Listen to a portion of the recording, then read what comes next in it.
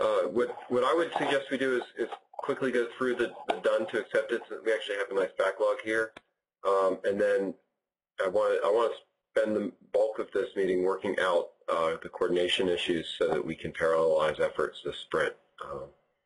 And I sent you guys an email with some details on that to sort of prime the pump. I know I didn't give you much warning on it, but it ties back to Tuesday's conversation. So, okay. So go ahead. The speaker, okay. Cool. And I'll reinforce our goal is really to get everything pulled together for the summit so that we can actually show all this working. We don't want people to, we won't make a lot of noise if we don't think it's a repeatable experience, but it's, we're committed to making that happen. So I feel like that's an important target.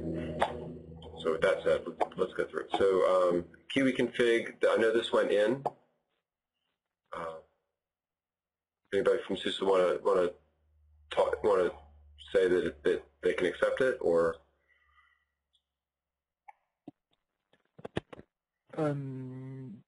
Yeah, I think so. I have some pending changes for that, but well, I already use that config in our build service to create the images. So yeah, I think we can make that accepted. Okay. This work has been done, and we were going to. I don't think I ever saw a video, ever actually shot a video on this. And then we broke the networking with the model changes, and so this should come back in. I'd actually like to move it to accepted to get it out of the backlog here, and then we can work to show it as things come forward. Are people okay if we do that? I want to clear things off a little bit.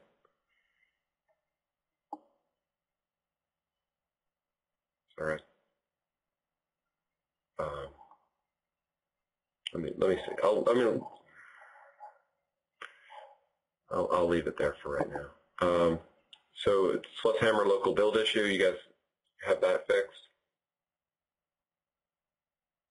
I don't know exactly, but I think Adam made a commit yesterday or so in that build. I guess yes. Okay. This has definitely been moved. This has definitely been done. Bar clamper list page. This is actually in the new commit, and I turned the bar clamp list itself back into production mode so you can see it. So that's in, and yay, those are actually right. Okay. Crowbar 2 installation. So we have installs working. You can actually do a full install. Website comes up. Chef server installs. So I'm going to take this over. Build and publish appliance based on OpenSUSE. This should be tagged in on the SUSE. There we go. You guys want to speak to that? It's not published yet. Well, you can get it via the OSC, but other than that, it's done. I'm currently mostly waiting for the build service. It's currently pretty busy because we're having a big OpenSUSE release in the queue, so makes sense. It might take some time. So are you comfortable if I move it to accepted? Yep, I think so. Okay. This has definitely been done. Chef 11, Chef 11. This epic, I feel like we've accomplished this. There's still ripples, but I feel like it's done. This is included in that. Fixing the UI issues. The UI is actually now in good shape.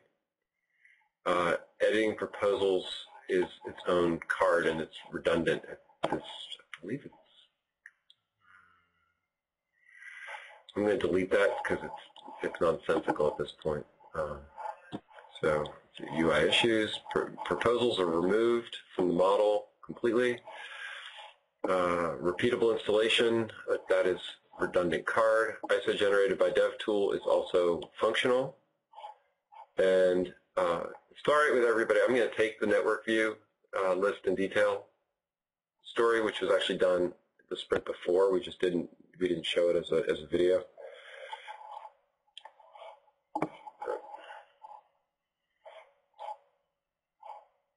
Good. Okay. Yeah. I want to start with an empty done list.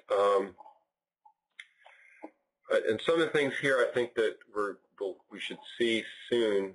Zero test failure, I think we're actually starting to achieve this milestone. We want a trajectory showing that we've consistently achieved it. No discovery process. This needs to be decomposed, but we are actually able to get the ACP working. All right, let me back up.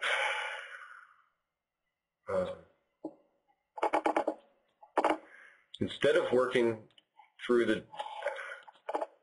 the doing list, because I think the doing list is really tied into the broader epics of what we're trying to accomplish this sprint, I think we should talk about what we want to accomplish. People okay with that? So let me do it this way.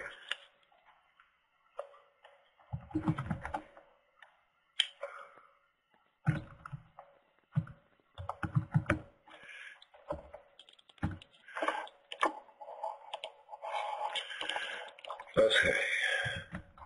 So the objective for this sprint is to demonstrate okay.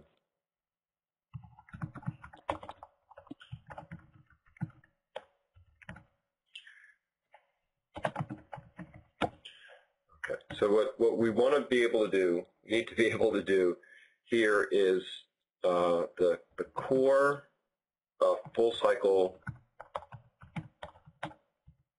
chef integration with discovery,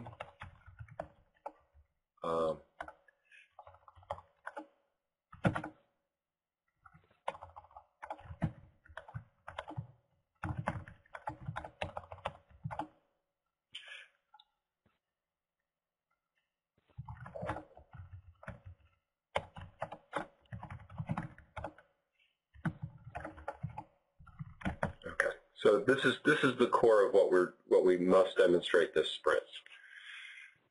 Okay. There's some key pieces to getting this done, which are around the attribute injection. So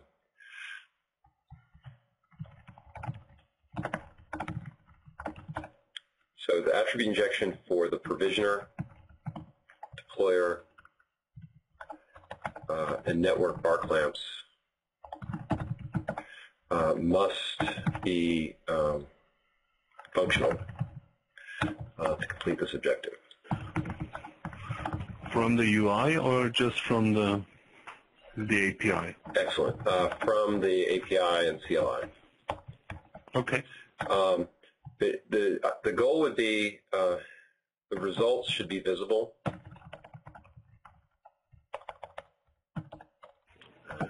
If I can spell visible.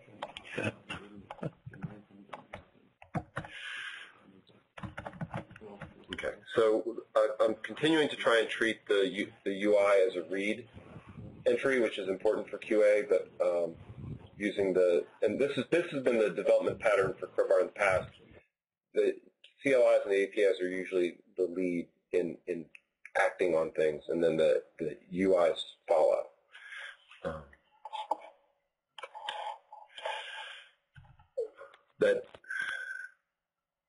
So in order to do this, what we have, okay, so we can create some cards around this. I think we have a very clear line of sight towards doing this work. And one of the things that's significant on attribute injection is that the way attribute injection works is it provides safe defaults for the cookbooks to operate with. That's the very essence of this. So let me actually. So the underlying rule for AI cookbooks that they can operate. And this is relevant because this is really where we're ready to start parallelizing tasks.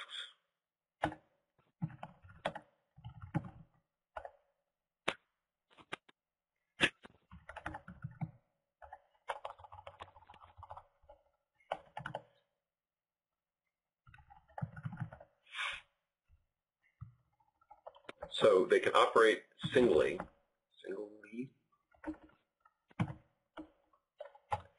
That's singly.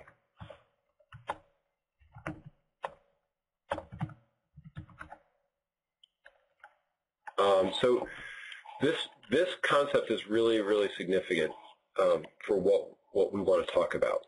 So while this loop is pretty tightly coupled together, and this is really the core of the discovery process for Crowbar, we're actually making progress on these bar clamps as independent bar clamps that don't need Crowbar to accomplish. It's a rudimentary setup, but a rudimentary setup. So, you know, the network bar clamp has enough default information to set up a single NIC on E0 on the default configured network range. It's not that useful long term, but it's enough that the network bar clamp can do its thing even if Crowbar doesn't tell it what to do, right? So it's a safe default. We're building that pattern in to all that is the attribute injection pattern. And then Crowbar's operation is to provide better information than the defaults. And so what we want to do this sprint is flip so that the goals here are that we want to convert all of the core bar clamps to follow this pattern.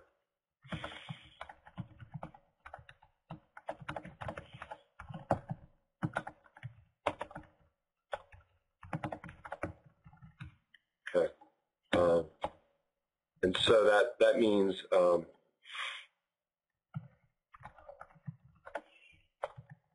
we have to add default attributes. We have to change search and lookup code. There's actually a higher bulletin here.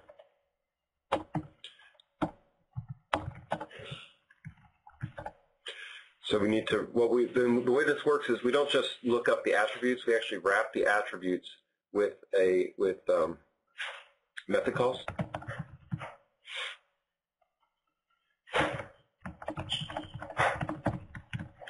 So this creates a layer of abstraction. If people haven't seen this pattern, we actually need to do a training to educate this. And so, oh, sorry. Did you guys carry on a little bit while I was gone, or did you wait? No, we wait for you. Okay, I apologize for that. I wanted to talk here. I had to put you guys on mute. So, is this making sense so far?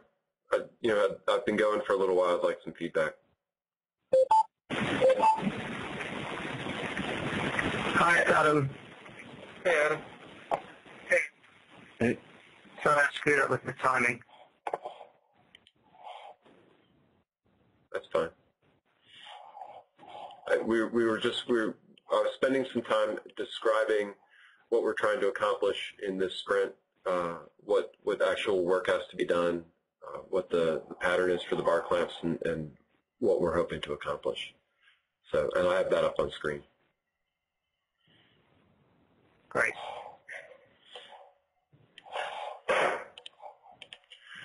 So we've reached a point where this needs to be done, right? We know what the pattern is. We've gotten to a point where we can start doing the injection for these core bar clamps to do the provisioning cycle.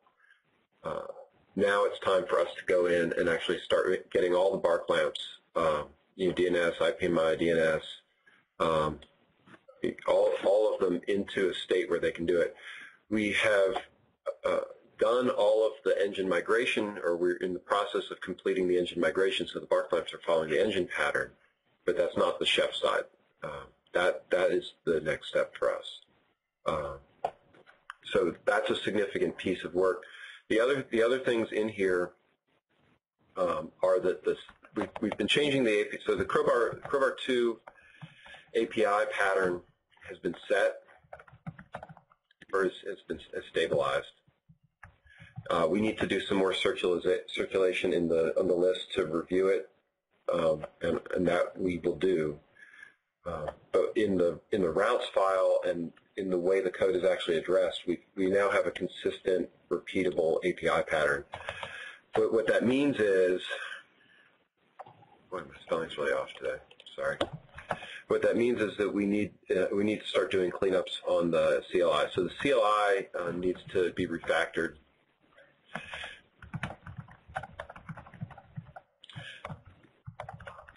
So it's not just that we're directly replacing. There's actually some conceptual differences between the way we used to do a proposal commit and the new way.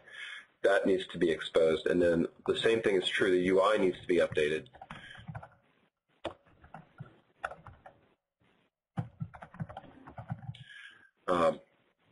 Both these tasks are pretty significant tasks in their own and can be done in parallel with the work that we've been doing. Right, the API is now at a stable. The patterns are stable. Things are ready. The object names are in place. The routes patterns the engines are in place. So this work can now begin in earnest and can get fixed and done. So we have a significant amount of parallelizable work in these tasks to be done this sprint. The final point that I would add in this is that the Grizzly cookbooks, actually I'll call them the Grizzly bar clamps, are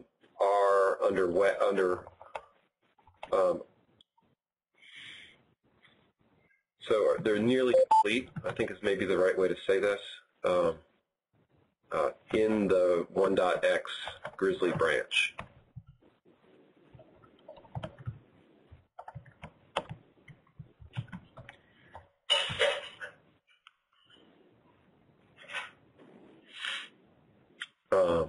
And so what we'd like to be able to do is let those, before we start making the attribute injection pattern over there, which is really the next step, we think those need another sprint to finish doing, so those can be tested, completed, and worked on. And that we have a team of 4 people who are doing that, and we're actually going to put some QA time into that also. But rather than try to pick up the AT&T cookbooks and start migrating it, we'd rather start with the Grizzly bar clamps that we've got, because those are actually Grizzly, and Cinder and Quantum are going to be included in those, as well as we're trying to get some HA patterning done there too. Migrating, if we can work, the idea is if we can work out the expertise and skills to do this work in the core bar clamps, then we should be able to do that on the Grizzly bar clamps in the next sprint. So, Rob, just a few comments on that. Sure. We stopped looking at the AT&T cookbooks and working on that, and so far they are working fine for Grizzly too. Like they're for Folsom, but we've had no issues running them with Grizzly so far. The AT&T ones? Yeah. Awesome. And I've been looking at that, and there are some features that are in the AT&T ones that are missing in the cookbook from the bar clamps, like all the PKI setup in Keystone and stuff like that. Interesting. Okay. So it sounds like. Go ahead. I mean, we definitely should sit down and look at that closely. But I mean, both approach work differently. So what it sounds to me like we actually need some discussion.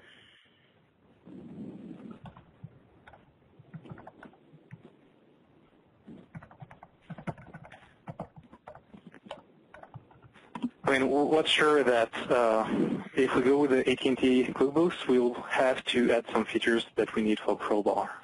There are certainly some options that we have in the bar temps and that we need to expose in the cookbooks. So there is work to do in both directions anyway. Right. Right.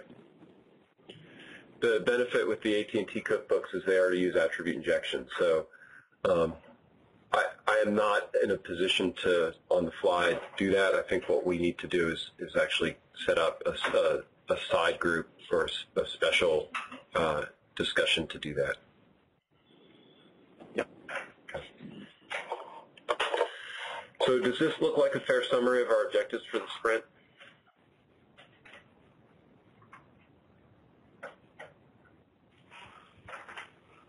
Yeah, I think so. It's quite some work. Oh yeah, it is. And whoever picks up the CLI and the UI, they're going to need to be learning curve or doing the work. Because one of the things I'd like to see is us continue our testing patterns with those.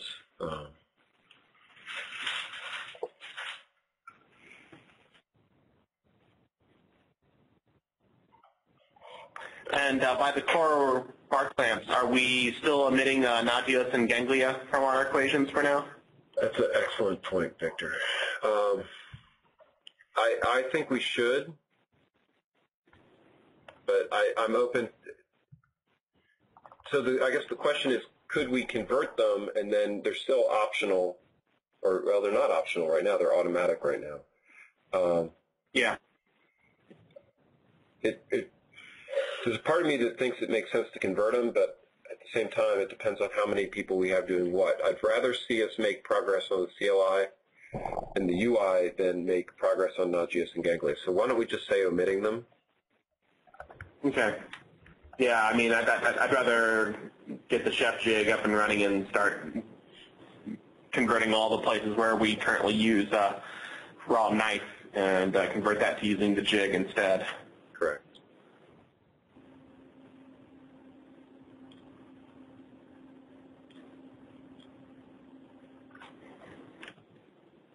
So yeah, we might at some point just pull those two cookbooks out of the regular build process if they're not already, and acknowledge that they're not. We haven't maintained them to the level that we need to include them in core.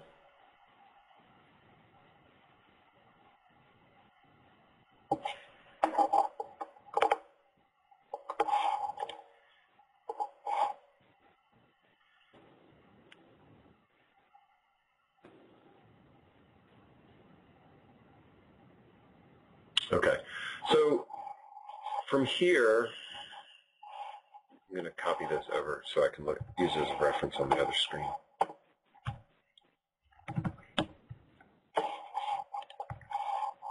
Ah.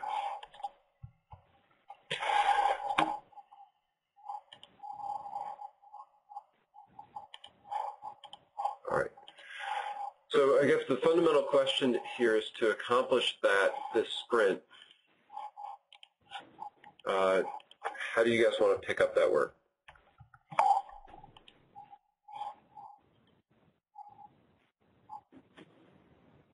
Because that's right, Adam. I guess that this is one of the keys for me is that we're gonna pick up what we've got to do to move forward on it. This is key work for myself, Victor, Andy, Chris. Judd, we're going to be heads down, definitely trying to get this going. Right, we've got Wayne and Ward working on starting these attribute injection changes. We've got no, I'm not covering everybody, but we've got other people who are going to be involved in helping start with CLI, CLI and UI changes or CLI changes. Dave's been working on that. Word's been working on API. So we've got these pieces coming, but we need help, and we want to make sure that we facilitate other people when you guys pick this up. So what makes sense to you? So do we have cards yet for all of these? I mean, have we broken them down into sort of independent chunks? I think we've got epics, not specific cards as much. Right, a lot of what the top item ends up being, like 5 of these cards are sort of broken across them, right? Network discovery, attribute injection. And if we go back to our backlog,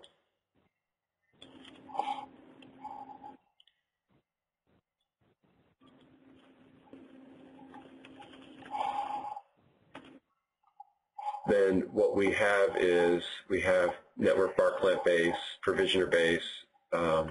Those are in here. Rabbit MQ, breaking that out as a bar clamp was actually something we'd identified. And then included in here, let's see.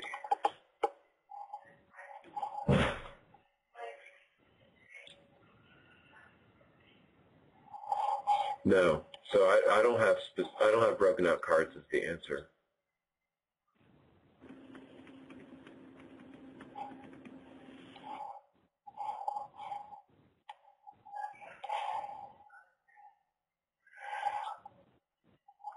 This is the epic. So of converting the bar clamps to attribute injection, that's what these would be. These are already done as epic cards. I can split these core bar clamps out as cards, but this is what we're talking about. We identified NTP, logging test, and IPMI as other bar clamps that need to be converted. With conversion, given that it's presumably sort of fairly, well, to some degree, systematic, like I've seen in the past when projects have done, conversions from one API to another, for instance, and they've kind of spit out the work that, that each, like converting each module, kind of sharing that out amongst different people. But the problem with that is that everyone has subtly different ways of doing it, and you end up with fairly inconsistent results. So, is it? I mean, or is that, like, which way do we want to go on that? Do we, want just one person to focus on? I mean, how easy is the conversion going to be in terms of how systematic is it going to be? So I think we need to work out and ultimately document a pretty consistent pattern for how the attribute injection looks. The implementation against that is going to have room for some flexibility. My thought is that having a couple people do it is going to allow us, as long as they know that they need to collaborate, it's going to allow us to say, all right, I think this makes sense, I think that makes sense, and make sure that we create a document that explains what the objectives are in the process. Yeah. And part of that also includes looking at what AT&T has been doing from an injection process, so we align with that, because a lot of what we're describing needs to be carried into the OpenStack cookbooks. It already is, and so it's a bleed over, but that's part of what I want to make sure we did. And I'm worried if we narrow it too much, we'll lose that cross-training effect. At the same time, I don't want everybody to jump on that and then not have people working on the CLI and UI features, because those are also, we want to make progress on those also. So why don't we make sure we have cards that equate to independent chunks that either one or two people can be assigned to, and then decide who gets assigned to what. Okay.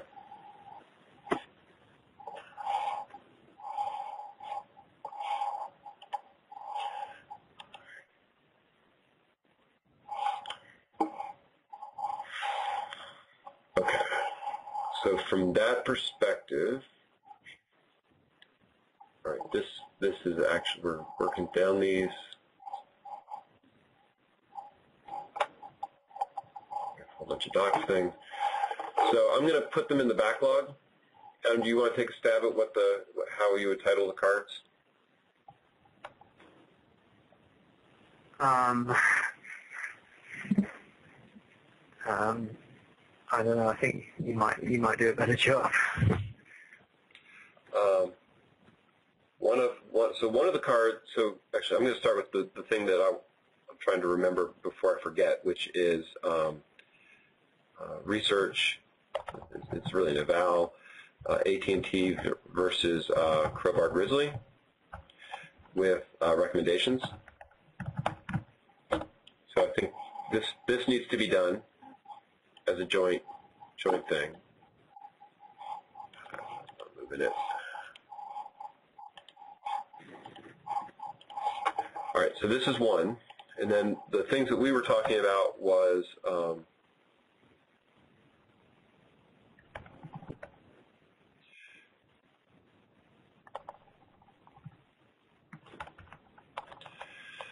so it's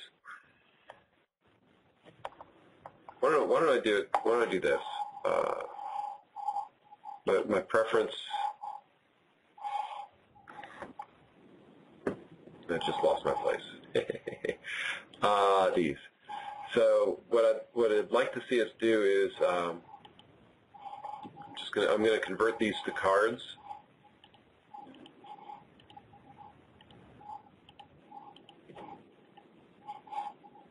And then move the cards over.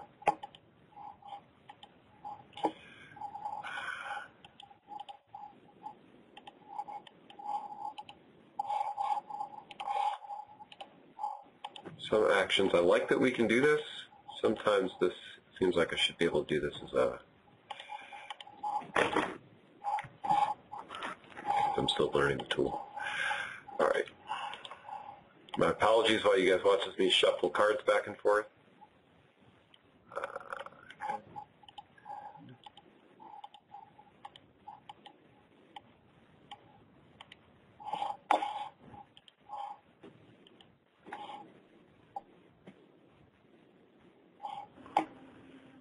All right. So in the backlog, let's expand these out.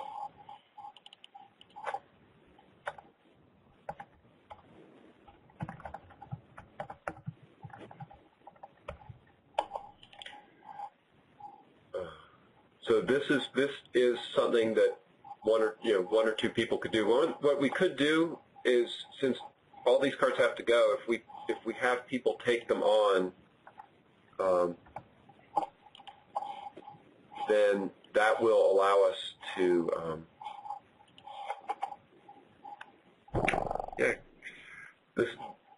if we have a person on each one of these bar clamps, then that will allow them to move in parallel. But since we know that people are doing it, they will be able to work, compare notes.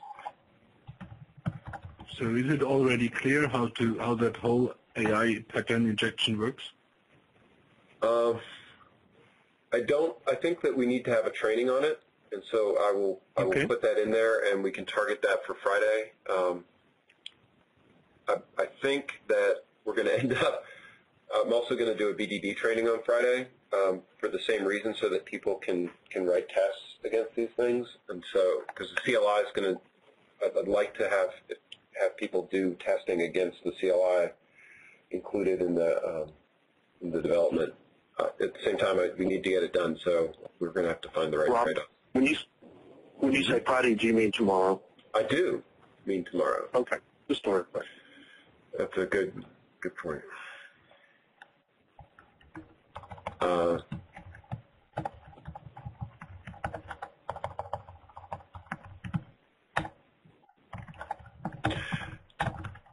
So one of the notes, I don't want people to forget this. The IPMI bar clamp is responsible for turning notes, starting, stopping, turning on the service light for the bar clamps. That work also is part of the IPMI bar clamp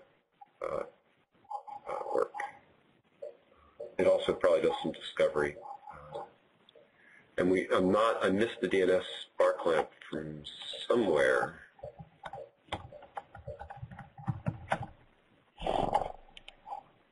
Victor, is there another one that I need to be remembering that I'm forgetting? Let's see, DNS, IPMI, NTP, provisioner, network.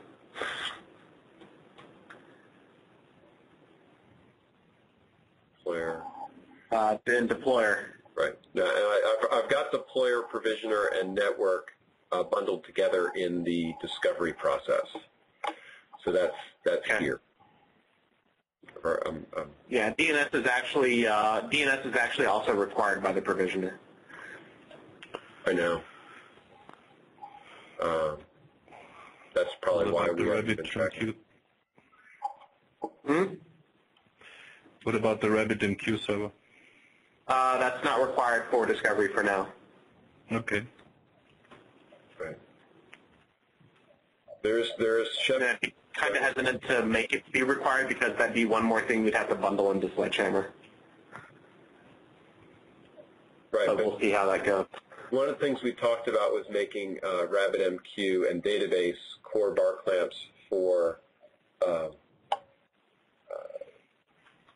moving them into core from OpenStack, which I think we should do.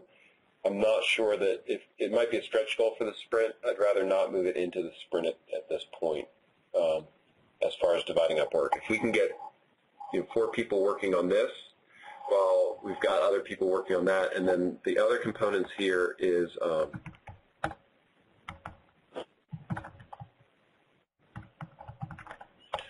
so we have the CLI ported to the, so this card, in here that means that we have to update Crowbar, nodes. We have to update the barclamp lib and all the CLI apps. Right. But that would be, it's the nodes, which is today machines, list, status. We need the deployment list, create,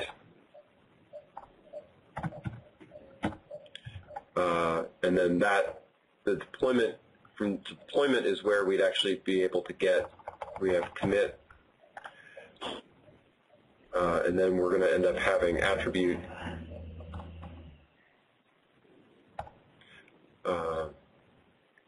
and so we actually have to figure out how to set add, and then we have to be able to add node into deployment. And then we already have user. This is this.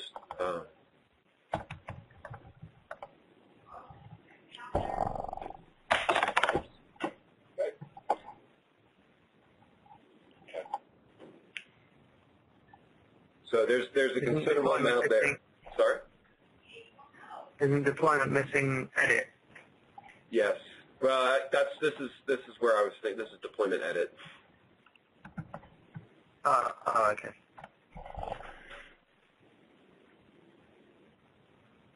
So there's not going to be provision for like editing in bulk, changing like we had before, where you could just see the whole JSON blob. I hope we still have that somewhere. It's useful. I think it's useful. Also, we need to figure out the format for that, because there isn't the concept like there was of having a single JSON blob that gets uploaded to Chef and then read out of Chef. So we need to figure out how we want to recreate that function. Multiple JSON blobs. Yeah. In the same file. It'll be awesome. I definitely don't want to regress that function. One of the things, remember we talked about templates, that the JSON blob that we're talking about is a template file for that, and so a lot of what we've done with that in the past, that we would replace with, hey, I'm creating a new template and I'm putting the new template in to be populated.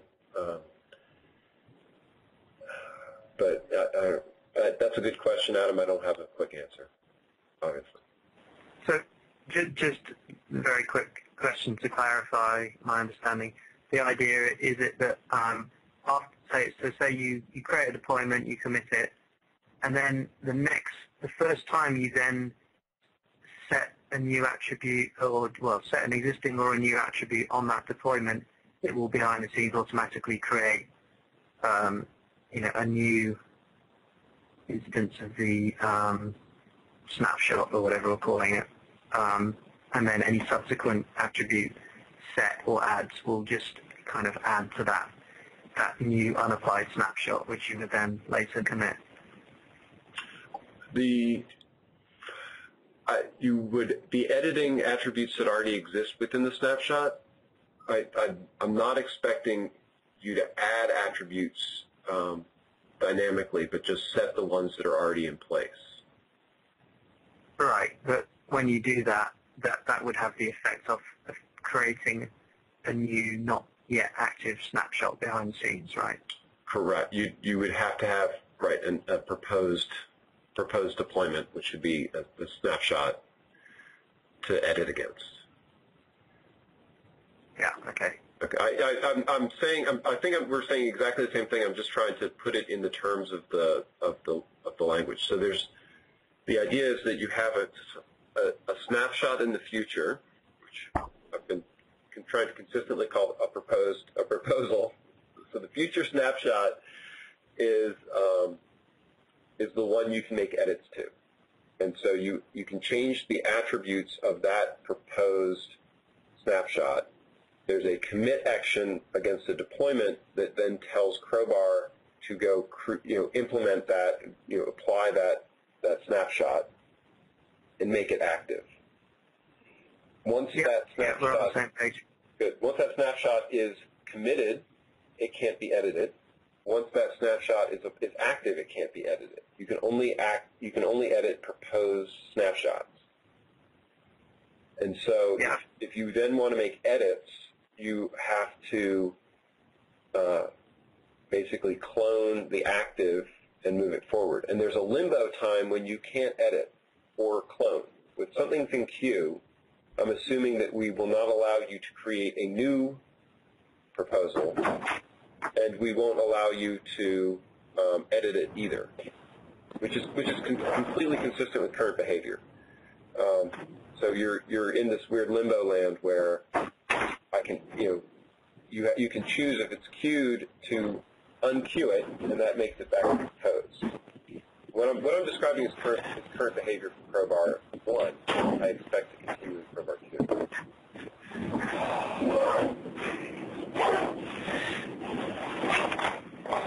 All good?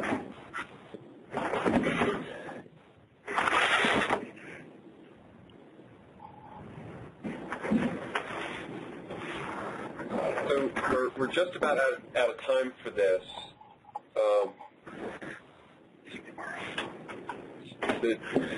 Let me put the training cards in.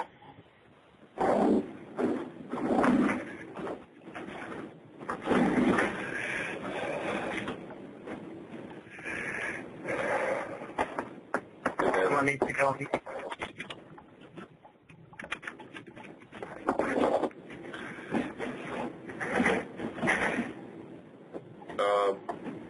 I'm worried we're stacking too much on 3.1.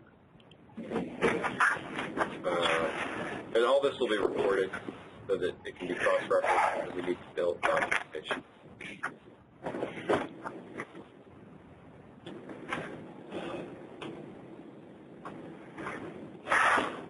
A lot of training pulled together for tomorrow. All right, so at this point, I think we've identified a lot of work to get done for next sprint. Do we have enough clarity on what that work is that we can take it now? Do continued discussions on the list if we need to further clarification?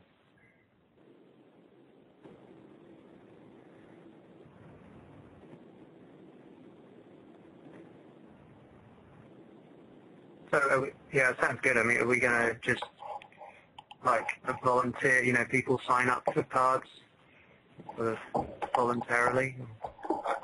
That would, yeah. We're about to sit down with our team and go through these cards in detail, or these tasks really in detail, and figure out who's doing what.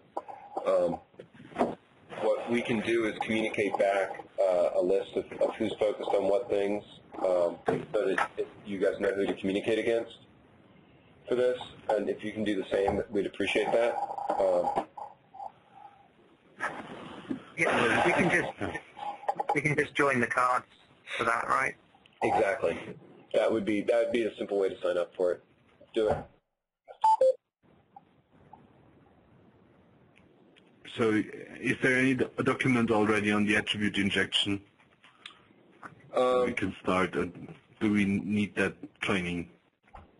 I think that there is code patterns, but it's not documented to the extent that we need to document it. So that's something that we need to take on this afternoon. We can do it. It's based on the AT&T pattern, which we've been watching, but we haven't written out exactly what that means and what the best practices are.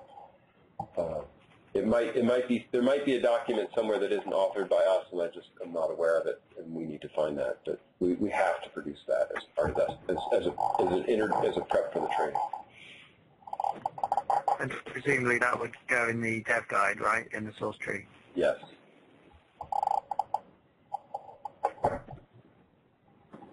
And then we would mutually edit it as we work out what the details are and improve it, point to code examples. That to me is an important deliverable for this sprint. It's not just that document, but that we've validated it, tested it, and repeated it.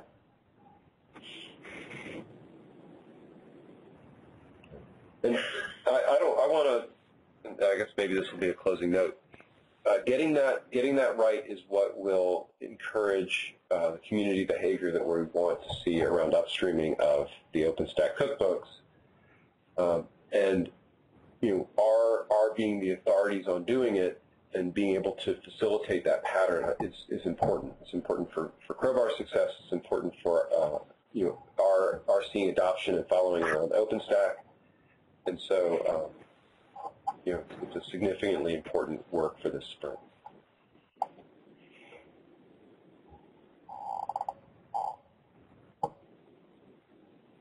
Cool.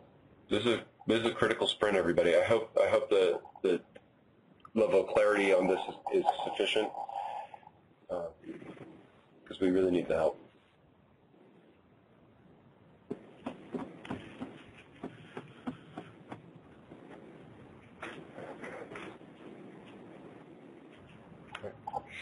Any other final comments before we wrap up the call?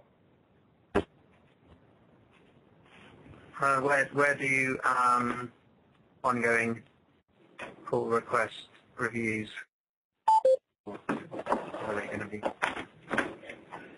What do you mean?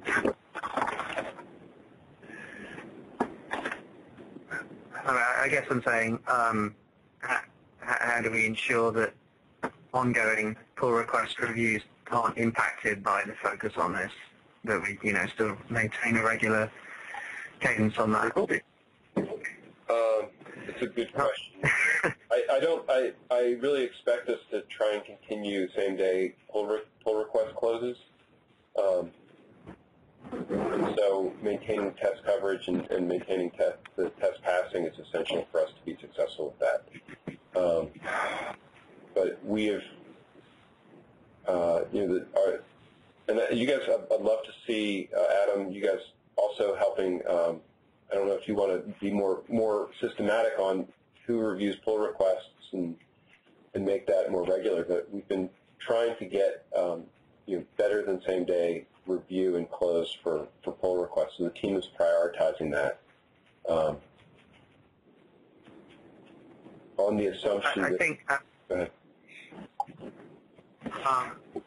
Yes, sorry. I think as we get closer with the new code and work on attribute injection and maybe the CLI and other things like that, and we we'll get a stronger feel for how everything that you guys have done with the big refactoring fits in, and as our understanding of that deepens, I think it'll be easier for us to contribute meaningfully to those reviews.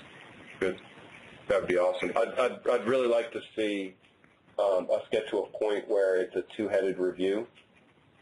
And so perhaps what I would ask is that anybody who does, and I'll formalize this in the list, but if you do a pull request, if you've reviewed one, even if you're just looking at it but aren't ready to accept it, that you start marking in +1s in the comments, or -1s if you have concerns. And so I think it would be helpful for the community if even if you're not the puller of the request, if you are a reviewer, leave some breadcrumbs so that we know that other people have reviewed it, and or ask questions in there, and that will help us move towards a point where we can just diversify the acceptors pull requests.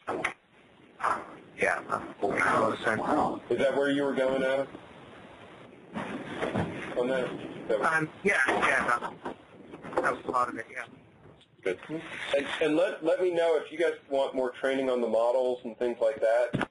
Poke on the list, and we can set up review sessions and do that. I don't have a problem spending next week on a regular cadence at 9 or 10 in the morning doing hour-long training sessions to get people up to speed on the model and do sessions and record them. We're at a point where if that's what we need to do, and it's a reasonable, and let's do it. I just need to know what you guys want training on. Okay, so yeah, we'll look at it and yeah, communicate over the mailing list, I guess, is a good option. Definitely. I'm committed to moving this to as much as we can to asynchronous and being effective that way. But there's sometimes a meeting like this is the fastest way for everybody to get on the same page. And I'm not going to stop doing that either. Not yet.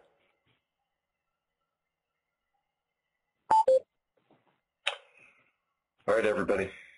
Appreciate the time. Okay. Looking forward to working with you all very closely this sprint. It's going to be a crazy 2 weeks. Thank you. Well, thank you. Bye. Thanks. Bye. Bye.